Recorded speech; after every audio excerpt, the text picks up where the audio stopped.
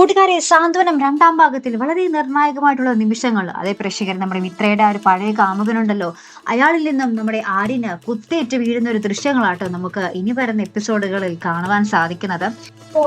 എന്തായാലും മിത്രയ്ക്ക് ഈ ഒരു വാർത്ത താങ്ങാനാവാത്ത ഒരു വാർത്ത തന്നെയായിരിക്കും അല്ലെ, നെഞ്ച് തകർന്നു പോകുന്ന ഒരു വാർത്ത തന്നെയായിരിക്കും മിത്രയ്ക്ക് ഇത്. പിന്നീട് നമ്മുടെ മിത്ര നമ്മുടെ ആര്യനെ എന്താ പറയാ ശുശ്രൂഷിച്ച് പതുക്കെ നമ്മുടെ ആര്യന്റെ ആ ഒരു ജീവിതത്തിലേക്ക്, ആര്യന്റെ മനസ്സിലേക്ക് ഇടിച്ചു കയറുന്ന നിമിഷങ്ങൾ തന്നെയായിരിക്കും.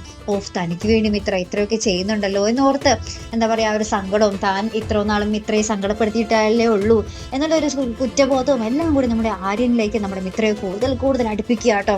അങ്ങനെ നമ്മുടെ ആര്യന്റെ ഉള്ളിലേക്ക് നമ്മുടെ മിത്ര എന്താ പറയാ കയറി കൂടുന്ന പറ്റിക്കൂടുന്ന നിമിഷങ്ങളും നമുക്ക് പ്രൊമോയിൽ കാണുവാൻ സാധിക്കുന്നുണ്ട്. പിന്നീട് നമ്മുടെ ശുശ്രൂഷ ചെയ്ത സമയത്തൊക്കെ എന്താ പറയാ അടുത്ത് പെരുമാറുമ്പോൾ ഇവർ തമ്മിലുള്ള ആ ഒരു ചെറുതായിട്ടുള്ള ഒരു റൊമാൻസും കാര്യങ്ങളും നമുക്ക് ഇനി വരുന്ന എപ്പിസോഡുകളിൽ കാണുവാൻ സാധിക്കുന്നുണ്ട് കേട്ടോ.